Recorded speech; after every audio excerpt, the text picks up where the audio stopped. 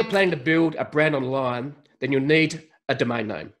And if you're smart, you'll know that if chosen correctly, a domain name can be a fantastic aid to your branding and marketing efforts. Today, more than ever, it's important to choose domain names that are short, simple, meaningful, brandable, global, and relevant. One new domain extension that checks all these boxes is .online. It's a domain name for anything that's online.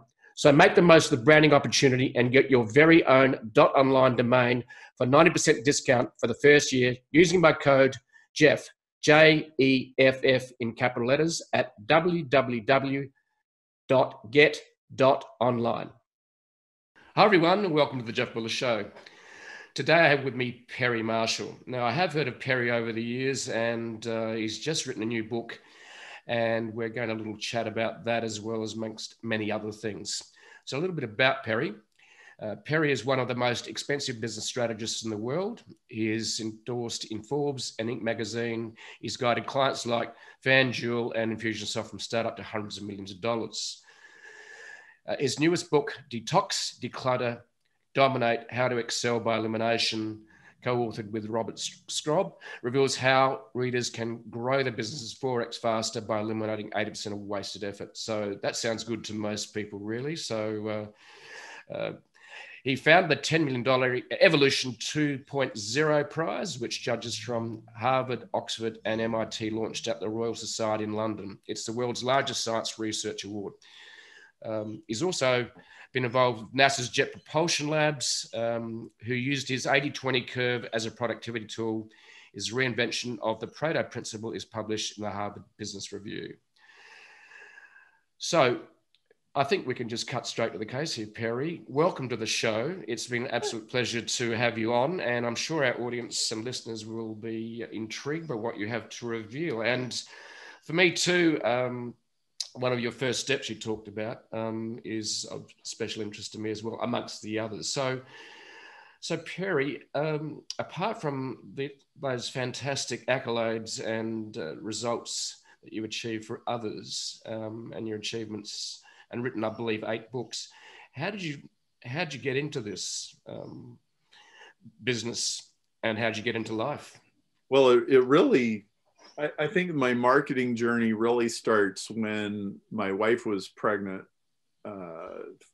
and I got laid off my engineering job. And I'd lived in Chicago for 2.5 years. And I didn't want to pull up stakes and move somewhere else, which turns out if I wanted to stay in that type of a job, I was going to have to move somewhere. Right. And so I took a job in sales instead. Okay. And I thought, well, this shouldn't be too hard. I've seen a lot of those sales guys. They don't seem like they're all that smart. So, this should be okay. And I proceeded to experience 2 years of bologna sandwiches and ramen soup and cold calls and pounding the phone and driving all over the place and trying to see people who were not interested in seeing me. And finally, at the end, I got fired from that job. So, that was my baptism by fire. My friend Frank warned me it might not be as easy as I thought it was, but I didn't really want to listen to him at the time. So this gave me a keen appreciation for the value of a sales lead or the ability to generate a sales lead so that you didn't have to beg, crawl, scratch, and all of that misery. And I guess you could say by the time I encountered Dan Kennedy, which was the beginning of my marketing education, I had acquired a keen appreciation for that sort of thing, which I didn't really know existed. And so what happened was I spent several months like digesting all of this and like trying some things but then I got fired from my job and I went to a new job, and there were just enough things about the new job that were different where I could actually start using some of these advertising and marketing skills because they had a website, and this is in late 1997, and most companies did not have websites yet. So we were a little bit ahead of the curve. And I remember, so I'm reading all these newsletters and I'm learning about print advertising and direct mail and direct response and all this kind of stuff. And without anybody telling me this, I looked at that and I thought, you know, a web page is not all that different from a direct mail piece. It kind of looks like roughly the same sort of thing going on. It's just, and we figured out how to generate leads.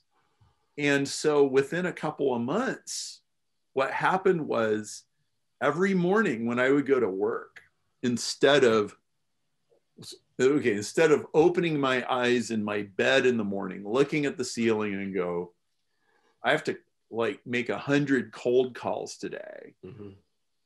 I would go in the office and I would have inquiries in my email box from people who since 5 o'clock yesterday afternoon had filled out some form, and they wanted to know about our software. They wanted to know about our hardware. They had an application problem.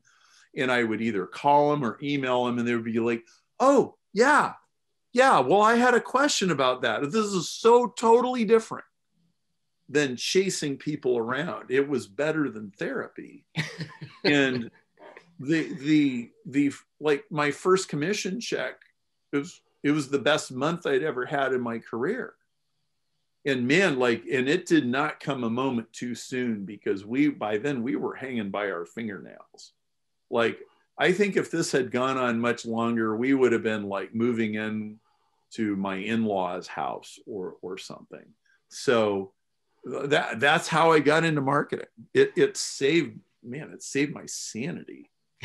I was good and ready for it by the time it came. That's a very interesting story, and not dissimilar to what I experienced. I moved from teaching to sales, not engineering to sales.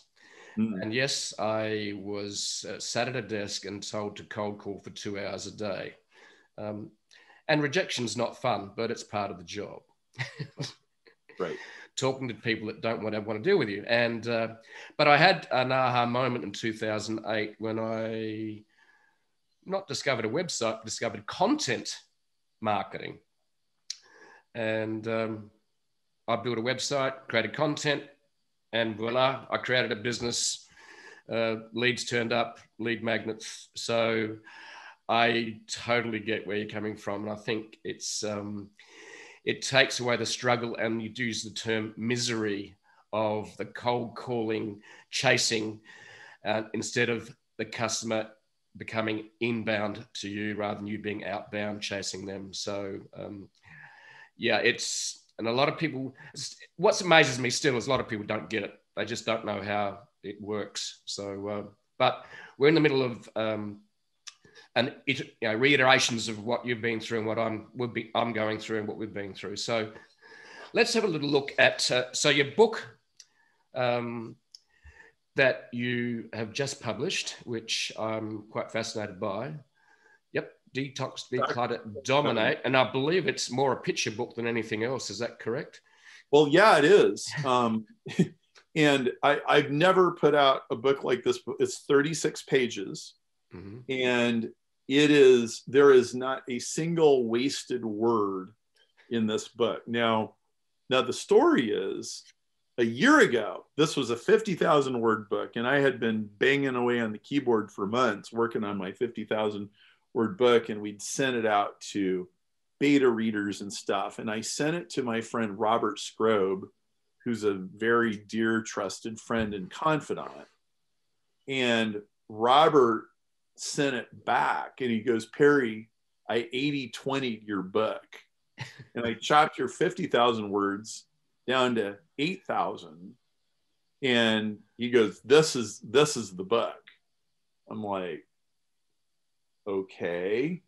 And he goes, and hang on, I got another idea. And he comes back 2 weeks later, and he'd add a bunch of graphics. He's like, now we're talking. And I ended up making him the co-author. And what this book is You know, there's all kinds of formulas. There are all kinds of, oh, you know, here's the 10 steps or the 12 steps or the 7 steps or whatever. These are the 7 most important things in business, like the 7, and they'll still be valid 50 years from now. Most people could not possibly say that. And they're just as valid whether you're a freelancer making $10,000 a year or whether you're extremely wealthy running multiple corporations making $10 million a year. It's true all across the board. It's that principle centered, but yet it's strategic. And so there's just never been a book like this. And there's especially never been a 36-page book like this. I think that's a brilliant concept. And that reminds me too, is that Robert really became your editor and then became your co-author. And there's a great quote by Stephen King, the famous fiction writer, that says, removing words is like killing your children because you're the one that created them. Yes. And whenever an editor goes in and removes 2,000 words, 3,000 words, and I remember my editor went in and removed 10% of my book and I felt horrified. I just literally shut my eyes and went, okay, do what you will. You are killing my children. So, because you created them, that's the reality. You created the words, you created the sentences, and they were done with blood, sweat, and tears over a typewriter, or as Barack Obama did on a yellow pad with a pen. Yes. Recently, just bought his book. Right. So let's dive in a little bit about the steps. So there's 7 steps. I do like the first one. It says, number 1, step 1, use Renaissance time to gain discernment and clarity. So I think I know where you're going with this, but I would love to hear your take on step 1. So most people start their day the worst possible way. Here's the worst possible way to start your day. Ring, ring.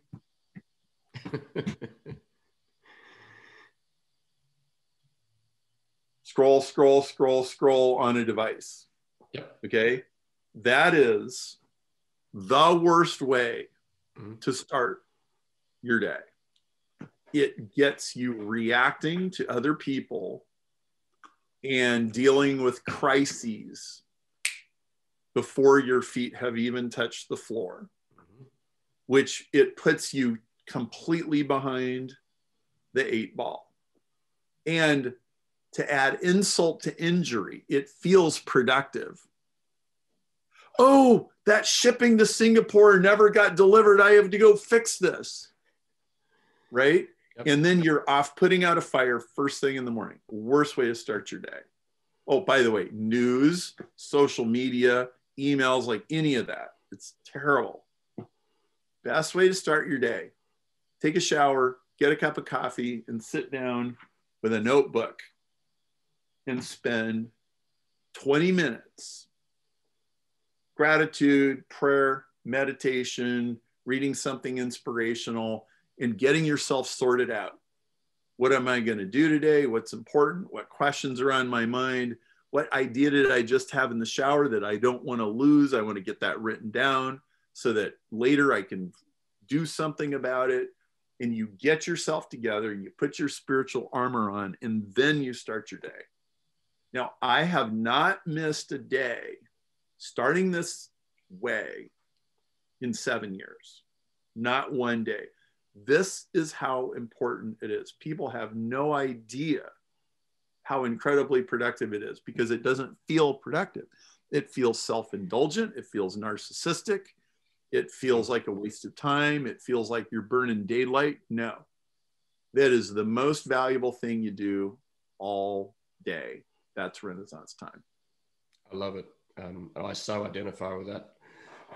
I meditate, read, meditate. I do not open my phone in bed. I say no a lot more. I have done the last 2 years. And I think what you summed up rather nicely too for me is we think doing is productive, but being is actually more productive. Being first, thinking second, doing third. Exactly. And I start the day slow. I do not want to be rushing out the door. I don't want to be stressed. So I think, and there's that real tension we have as human beings that we've got to feel that we've got to dive into the doing right off the bat, because that makes us feel productive. Right. And you, as you suggested, is the worst way to start the day. In fact, I wrote it, and you mentioned things like going into social media rabbit holes. I've created a new term for that. I'm calling them robot holes. Yeah. And I wrote a 450 word poem last night about social media, which is about, it starts with social media is a headline, question mark. Social media, I fell in love with you. And then I go into where we are today with social media and what we need to do about it. So I fell in love with social media. I still think it's a great tool, but I just want to make sure that we don't get used and abused instead of using it as it should be, as a tool. Oh, yeah. So right over my shoulder, Ultimate Guide to Facebook Advertising, best-selling book on Facebook advertising. You know what chapter 1 says?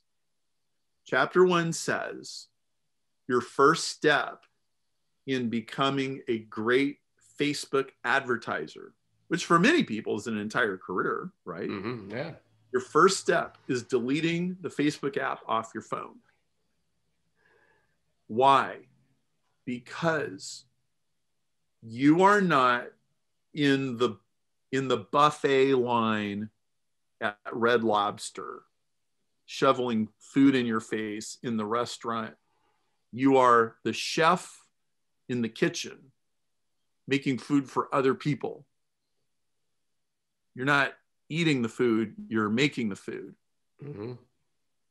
So if you're a professional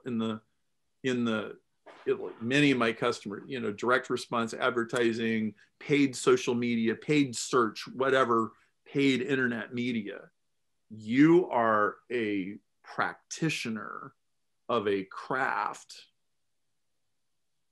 Like if you saw the sushi chef popping salmon into his mouth while he's making your sushi, what would you think? Mm-hmm. Right? Yep. Like, I'm dead serious about this. And it's totally different than to be a producer than to be a consumer. I think you summed it up beautifully. I think, and I'll distill that, and I'll try to break down the 20 of the 80. You need to create the buffet, not eat the buffet. Oh, I'm writing that down.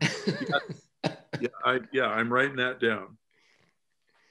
And this is what comes down to the fabulous part of what we are as entrepreneurs and artists, is that we are creators, and consuming is a second priority. And I came across a lovely phrase in an interview the other day with Lisa Sutton from Las Vegas. And she used a term that we all go into social media and we consume the highlight reels. They're polished to an inch of their lives.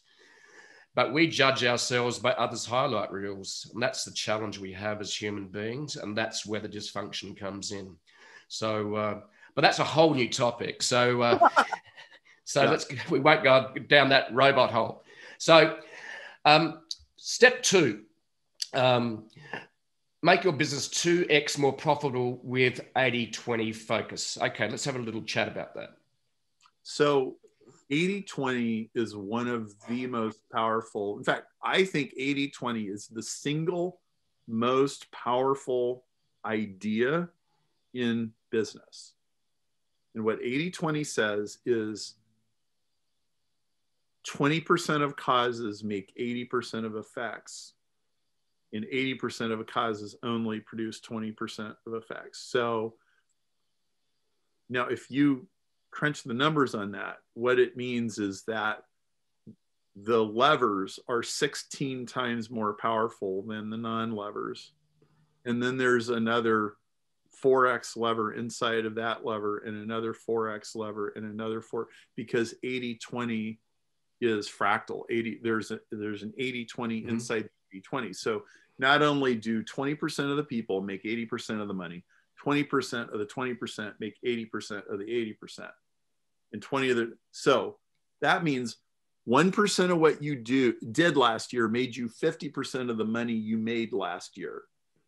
And this seems impossible to people, and most people would never even notice. But if you look at, okay, so what deals actually put bread on my table this year, and what did it take to make those deals, and what was the thing that we delivered to that customer that made them pay the money? You start chiseling it down, and you find out there's actually a very few people and a very few products and a very few reasons why people buy the products that accounted for almost all of your success.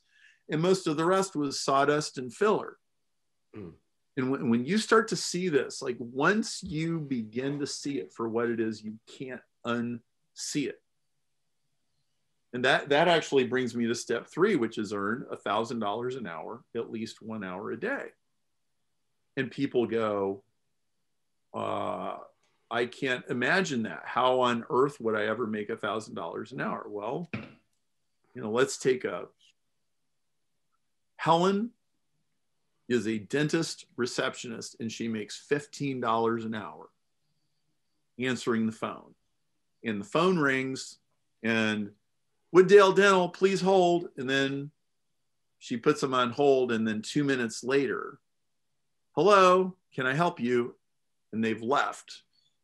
And they were ready to spend $5,000 on dental work, but you lost them in 2 minutes. Well, okay, so if you lost $5,000 in 2 minutes, how many dollars is that per hour? Well, I'm pretty sure that's $150,000 an hour of business that she lost in 2 minutes. So even Helen, who makes $30,000 a year, can make or lose $150,000 an hour for a couple minutes. And see, everything in business runs on these tiny little levers. Mm-hmm. A sale is a delicate thing. So you got the dentist, you got the office manager, you got the other staff, you got Helen. Whatever time that those people spend making sure that nobody ever gets put on hold for 2 minutes when they want $5,000 of dental work, that's $1,000 an hour work. It's going to pay off, and it's going to return and return and return. In fact, it'll pay off year after year after year as long as they follow the system. So that's what I mean by $1,000 an hour work. And see, once you just start to identify a little bit of it, if you start like pulling on the string, pulling the yarn, you'll find that there's more and more and more. Yep. Does that also apply to people that, in other words, are doing the work and decide that they will find someone to do it for them? That would amplify their time? Oh, absolutely. Because so the way Helen thinks about increasing your value is, well, I make $15 an hour. Can I make 16? How about $16.50? Can I get 18? Could I get 20? Like that's how most people think about increasing the value of their time. The way time really works is some things are worth $10 an hour. Other things are worth $100 an hour. Other things are worth $1,000 an hour. Helen answering the phone is $10,000 an hour work for 2 minutes. And so once you start, so in fact, there's a chart in this book, and there's a $10 column, 100, 1,000, 10,000. Like these are typical jobs, particular for marketers and entrepreneurs. Like this is $100 an hour work, but this is $1,000 an hour work. So how much of that $10 and $100 an hour work can you give to somebody else? You very well may need a personal assistant. In fact, most entrepreneurs ought to get a personal assistant or a virtual assistant whose job is to do whatever you don't want to do. And frankly, if you have to sort through 3 or 4 of those people to find one good one, it's worth every bit of the blood, sweat, and tears, because it will completely change your life when the first thing you can do every day is decide what you're not gonna do. Total game changer. Yeah, I would totally agree with that. And because a lot of us want control. So that's why we hang on so tight and afraid to let go of it. Mm-hmm. Mm-hmm. So let's look at step number 4, which is create an irresistible product. And I'm intrigued by this. So tell us a bit more about this step. So every business that people really enjoy doing business with makes something simpler. Mm-hmm.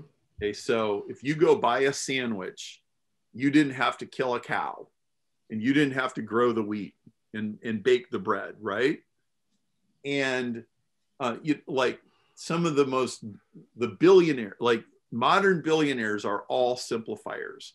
Jeff Bezos made it a whole lot easier to get a toothbrush, right? Or to buy a book, right? Exactly. Okay, Tesla made it a whole lot simpler to have a self-driving car, right?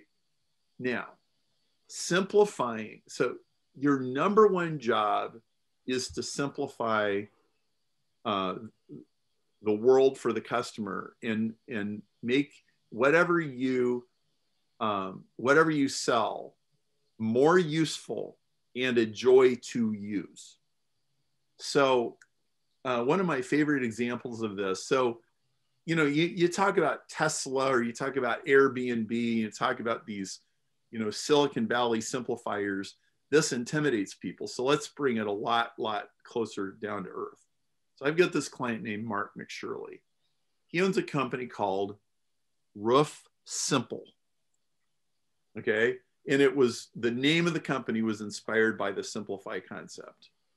And they're in the Washington, D.C. area. And they said, we are going to make buying a roof more pleasant, more useful, and have way less friction, way less simple. So it was literally detailing out the 187 steps that a person goes through between starting to look up roofing contractors and actually have an appointment and having the guy come over and going through all the negotiations and then having the roof put on and then paying for the roof, all of it. Mark put all of it under a microscope and he's like, how many of these steps can we get rid of? How many of these irritations can we get rid of? Including things like, you know what? Most roofing salesmen are from the roofing industry, which is completely dysfunctional. They have horrible habits. People don't even like what they do. I'm not going to even hire those guys.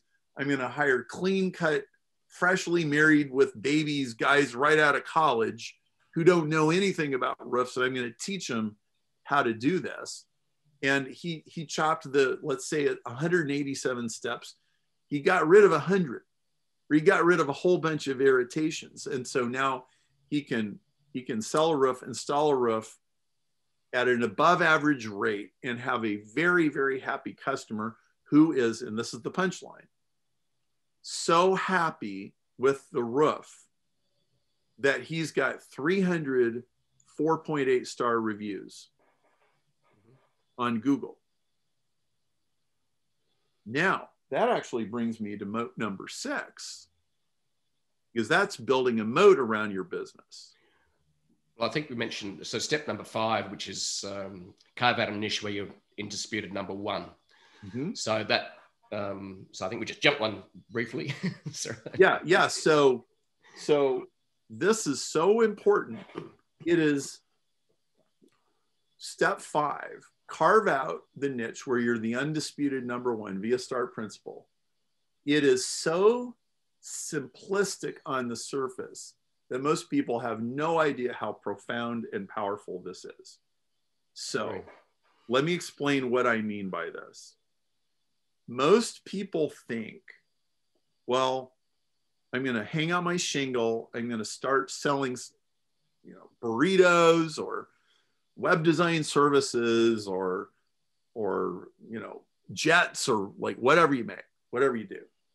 And I'm going to start out number 6 or 8, and then I'm going to claw my way up to number 5, and then I'm going to claw my way up to number 4, and I'm going to work my guts out, and then I'm going to be number 3, and maybe someday I'll be number 1. And hopefully by the time I get up to number 4 or number 3, the life will be tolerably good. Well, what they don't know is this almost never works. You will almost never displace number one. There's all of these very complicated reasons why number one wants to stay number one. It's why incumbent politicians get reelected so often. Okay. It's why, I mean, how many famous brands are like 50 years old, like General Motors or Kleenex or whatever? It's very hard to displace number one. So STAR principle says, if you can't be Coke, don't be Pepsi, be 7-Up. Create a new category of cola that's different than the old one. And if you can't be 7-Up, don't be Sierra Mist. That sucks. Be Dr. Pepper. Because Dr. Pepper is a completely different animal than 7-Up. And whatever you do, don't be Mr. Pibb. Being Mr. Pibb or being Shasta will always suck. So you find a part of the market that nobody is claiming and you claim it. And you be number one in that new category. And this is so incredibly powerful, and it's true in all kinds of dimensions. It's like, well, if somebody else is already number one on Google, be number one on Facebook. And if you can't be number one on Facebook, be number one on Instagram or TikTok or what have you. So it even applies to media. In fact, many of my customers have been successful by mastering a media that nobody else in their market has mastered. That's why I'm author of Ultimate Guide to Google and Ultimate Guide to Facebook Ads. So STAR principle is incredibly powerful. And in fact, if the only thing you do is you just figure out how to be number one in a growing market, how to be a big fish in a little pond, it will completely transform your life. I love it. I think create your own niche. It could be a sub niche, micro niche, whatever you want to call it. But yeah, don't try and take on the likes of Amazon. Don't try and take on create a new search engine. Create a niche within the niche that you can put your name to and be number one. I love it. That's really, really cool. Yeah. So step number 6 is build an impenetrable moat. I love the sound of that. So tell us more about how you would build a moat without using a big machine. So I have seen so many businesses start, and I think it's relatively easy to start a business. What's hard is to get the business to last. What I'm impressed with is making a business last 10 years, 20 years, 30 years. And that's never going to happen unless you have a moat. What is a moat? It's a barrier to competition where, well, it might look like it's easy to compete with these guys, but actually it's not. So there's 20th century moats like land and capital and buildings and finance and like all that stuff. But then there's 21st century moats, and 21st century moats are based on network effect. So what is network effect? It is the best moat ever. Because once you have it, it's almost impossible to take away. So here's an example of network effect. Uber gets more riders, which attracts more drivers, which lowers the wait time, which attracts more drivers, drivers, wait time. And pretty soon in any major city in the US, you can get a ride in 3 to 10 minutes. Exactly. Remember how it was with taxis? Like you call them and there's some woman smoking cigarettes answers the phone and she tells them it would be 15 minutes and 35 minutes later, the guy actually shows up. Mm-hmm. Okay. So how's any taxi company going to compete with Uber now? They can't, because Uber has network effect. So in Detox, Declutter, Dominate, I talk about network effect for mere mortals, which are network effects that are not super obvious, but once you build them and once you get them in place, are almost impossible to get rid of. So one of them is online review. So you're in Washington, D.C., you need a roof. So you're gonna look up roofers on the internet. if Roof Simple has 300 reviews, 4.8 stars, and the next guy has 6 reviews and 4 stars, and the next guy has 5 reviews and 1.5 stars, who are you going to buy a roof from? Exactly. And once Mark has a system for generating happy customers and 4.8 star reviews, it's easier for Mark to get from 300 to 400 than it is for the other guy to get from 6 to 20. That's network effect. And there's about a dozen other network effect for mere mortals ingredients in the Detox book.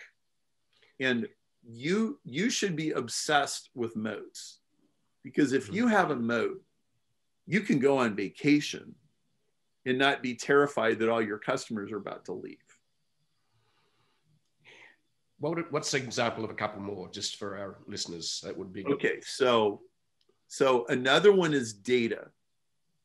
If you have more data on what is working and what is not that other people cannot see. Okay, so this could be as simple as a Google account or a Facebook account where you have more history than your next competitor.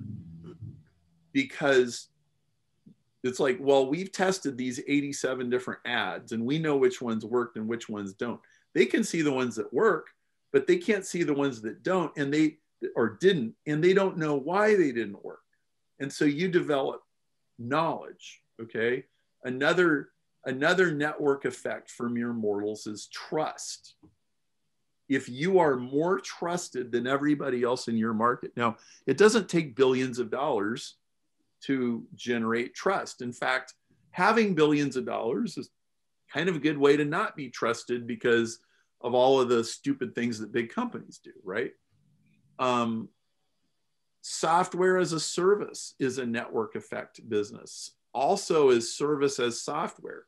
So like there's a service called Magic where you text this company and they have people in the Philippines will do anything you text them for $35 an hour. So if you text them and you say, hey, will you research what's the best motor oil? They will go research what's the best motor oil and they'll text you back and they'll say, well, it took us 20 minutes and we billed you, I don't know, $15 or something like that.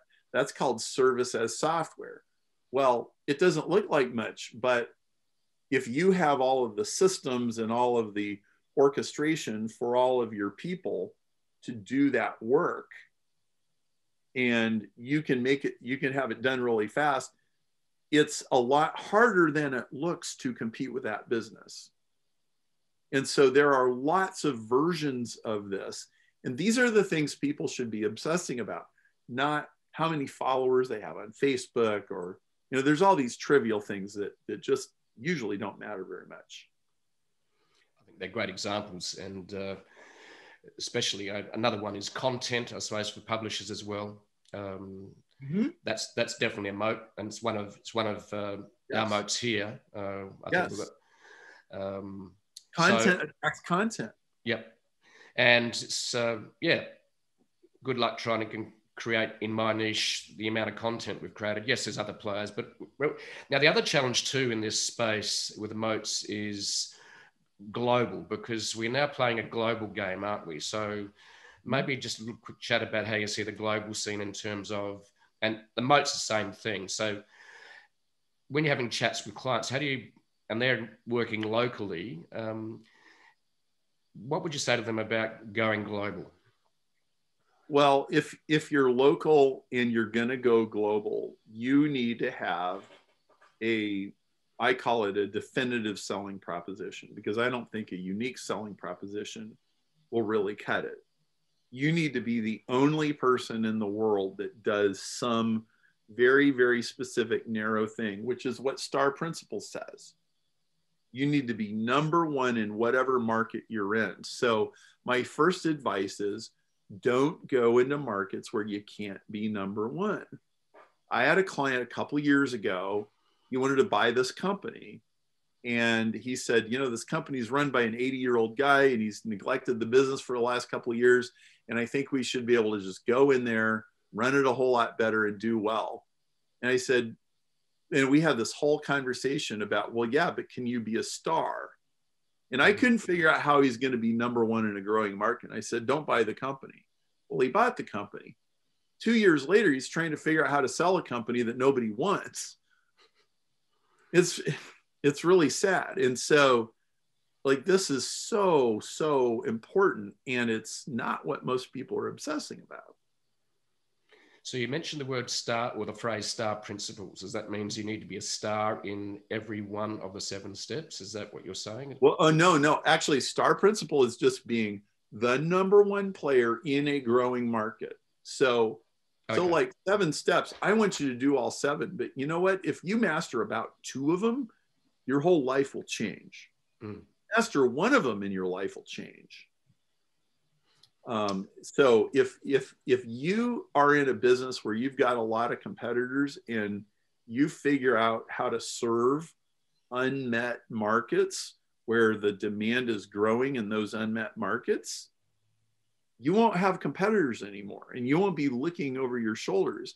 And when competitors do come in, they'll be behind you. They'll be number 2, number 3, number 4, number 5. And see, most people don't understand number 2, 3, 4, and 5. They eat the scraps that fall off of number 1's table. And this is especially true on the internet. A lot of times on the internet, there's not even a number 6 or 7. Somebody tell me what the number 7 search engine is in the world. Do you even know? And if you did, would you care? Yeah, that certainly blows me away when people sort of go, well, we're going to create a search engine and compete with Google. And I'm going, well, good luck with that. No, it's pure foolishness. There is one little twist on that one, which is the search engine, which says we don't mine your data. That's a niche. Right. So that's a new niche, right? So they are nowhere to be found in regular search engine, but they are number 1, I think DuckDuckGo, right? They're probably number 1 in, we don't use any of your data. We don't do anything with it.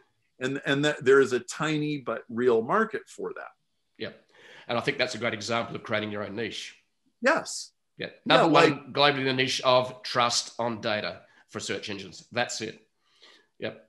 Right. So let's look at the last step, and we'll finish up with that in one quick question at the end. Enjoy freedom to create and reinvent every single day. I love this. So it's a matter of, you can't stop still. You've got to give yourself the time and permission to keep evolving. Yeah, I was at a conference a week ago, and there's all these entrepreneurs there, and I said, how many of you love your work, you love your business, it's engrossing, it's, you know, all absorbing, and you think about it constantly, and like all these hands go up. And I said, okay, and that's great. I said, whatever you do for fun needs to be just as stimulating as your work. If you have the kind of business that it's fun to be a workaholic because there's all these things that you love doing, playing Scrabble or doing nothing in a lawn chair is not going to pull your mind away from your business. Now, why do we need to pull your mind away from your business? Because the real genius doesn't start until your subconscious mind starts working on your problems while you're doing something else. That is most likely to happen when you're doing something that's fun, exhilarating, engaging, like maybe it's bungee jumping or parasailing or water skiing or I mean, maybe it's stamp collecting because maybe you're so incredibly engrossed in stamps that but like it has to be something you really love and it needs to be intense and really engaging. And so most people, they don't have hobbies or outside interests that are really compelling like that. They've kind of set them aside, okay? And then they don't give themselves permission to do it either. You need to do this because you think for a living. Like if you're, well, I hope you think for a living. I hope you don't just punch buttons on a keyboard for a living, or punch the clock for a living, or make widgets for a living. Like I hope you're using this thing. And if you are, you have to have that recreational time. And it's okay. Like I'm giving you permission. This is a very, very important thing for entrepreneurs. I totally agree. And that's why it's called recreation. Yes. Yes. And you know, I think it's very important. And we don't give us the permission. I give myself the permission to go bike riding, you know, lunchtime every day. Mm-hmm. To, you know, exactly. To rush down hills on a bike, you know, on a carbon bike, like a teenager. Yes. To, exactly. You know, ride over the harbour bridge to whatever. You need to get out of your zone and recreate, because it's your brain, I think, consumes something like a huge percentage of our blood flow, because it's just sucks it away. So you got there's cognitive resources and they are limited, and we need to give ourselves that permission to actually recreate and give ourselves the freedom to do that. I really love that. So, look, so we've got 7 great steps.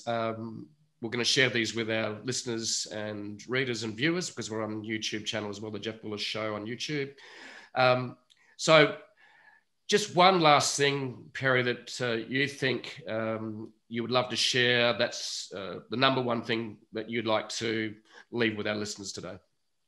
Well, I'd like to leave you with a thought here. You know, everybody in the world right now, you got this pandemic and everybody's like wondering what's going to happen next. Well, I picked this up from a guy named Akil Patel and his partner, Phil Anderson. And you can look those guys up. But, you know, I was kind of casting about trying to figure out, all right, so what grid should I have for where we are economically?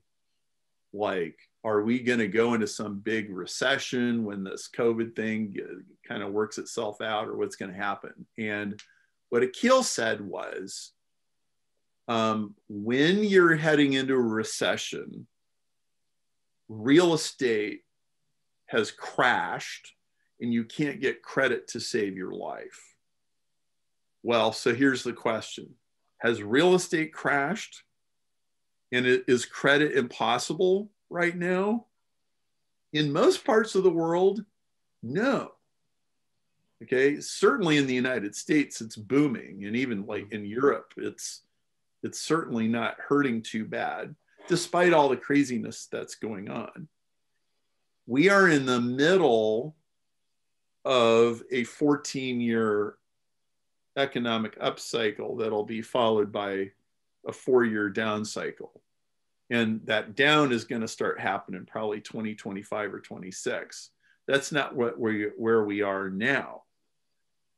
So we're going to bounce out of this. Now I'm talking in super, super broad generalities. I'm not going, you know, specific down to any one single industry, but I think it's important to understand where the wind is blowing. So I am not minimizing the damage and the airlines, like all these other industries and problems. It's a big giant mess. No question about it. But for people who position themselves in growing markets and make themselves into stars, which right now is the time to make hay while the sun shines, because like right now we're in these weird conditions.